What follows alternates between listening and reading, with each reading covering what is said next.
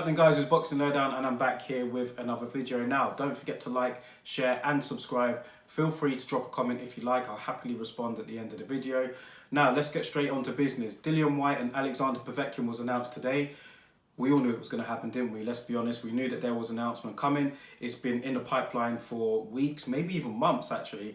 So we knew that Dillian Whyte had a choice of two opponents, Andy Ruiz and Alexander Povetkin, both guys in the top 10 in most people's heavyweight rankings. And yeah, I mean, I think it's a decent fight for Dillian Whyte. We all know what he wants, which is, you know, a shot at the WBC heavyweight title. He's going to have to wait until February 2021 for that, it's looking like. So in the meantime, obviously, he's going to have to keep busy. And Andy Ruiz and Alexander Povetkin were the two choice of opponents. An offer was made to Andy Ruiz, apparently, according to Whyte and Eddie Hearn. But for some reason, that fight didn't come off. And Alexander Povetkin was the next name in the hat, and we knew that that would be an easy fight to make, considering Povetkin has fought on the last few Matchroom shows now. I mean, he's fought Hughie Fury, he's fought Michael Hunter, he fought David Price, he fought Anthony Joshua, all on Matchroom shows. So it wouldn't have been hard to strike a deal with that. And Povetkin, yeah, he's in the limelight again, headlining against Dillian Whyte. Now, how does this fight shape up? For me personally, I would have preferred the Andy Ruiz fight. I would have thought that the styles would have been a great mix. I thought it would have been a great blend of styles with Dillian Whyte and Andy Ruiz. Andy Ruiz being short, squat heavyweight, but likes to apply pressure, has decent pop in his punches, and he has quick hand speed. Dillian Whyte, he has a very good jab, he has a tremendous left hook, and he likes to bring it. I think that those two would have really met in the ring head on, and it would have been a fascinating battle. However, Alexander Povetkin is not a bad shout either. I mean, I know that he's probably not at his best at this point. He did look a bit flaky against Michael Hunter, in my opinion. Most people thought that Michael Hunter did enough to win that, even though it was a draw. And Povetkin, yeah, I mean, he is, what, maybe 39 maybe now? 39 to 40, so he is starting to push on a little bit, even for a heavyweight.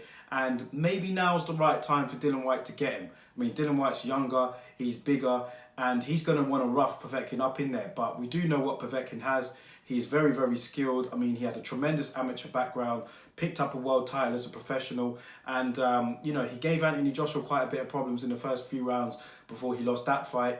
But since then, I think, yeah, it's been a bit of a downward slope for him. I mean, he hasn't regressed that much, in my opinion, but I think now is just the right time for Dillian Whyte to take him.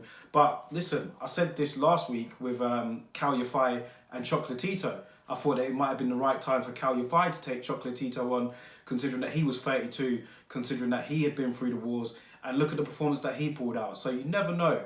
And I've always rated Povetkin, man. I think that he's a solid fighter, got tremendous fundamentals. He's short, squatty, he likes to work on the inside. And yeah, he's a very good fighter. So I think that this could be a decent clash of styles. I think that it will be good action in the ring. Headlining in Manchester Arena. It's not going to be at London at the O2. Dillian Whyte will be travelling up north for this one. So I'm interested to see what the undercard will be. And I don't know if it's been announced or anything else of now. I mean, I've literally just got back from work, so I haven't been able to have a look at all the details yet. But will be interesting to see what the undercard is. And Dillian Whyte, as he gets ready to, you know, for his WBC mandatory shot, he's going to have to stay busy, he's going to have to stay active, and he's going to have to keep himself sharp against top opponents. And Alexander Povetkin is another top opponent to add onto Dillian Whyte's resume, should he win that. I mean, just look at who he's beaten already. He's beaten Joseph Parker, he's beaten Oscar Rivas, you know, some of those type of guys. So I think Dillian Whyte is doing the right thing, taking on Povetkin. I think is probably a better fight for him than Andy Ruiz would have been. But either way, it's still going to be a test. He's still going to have to be at his best. And it will be interesting to see how it plays out. So just my quick thoughts on it. The fight's been announced today. We all knew it was coming, let's be honest.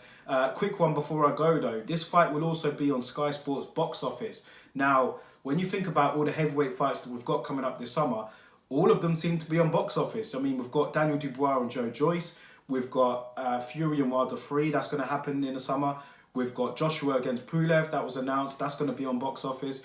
We've got Whyte and Povetkin. That's going to be on box office. And we've also got Usyk and Chisora. I'm pretty sure that that's going to be on box office too. So, I mean, unless I haven't heard anything, unless I've missed anything there, there's quite a few fights that are going to be on box office in a short period of time.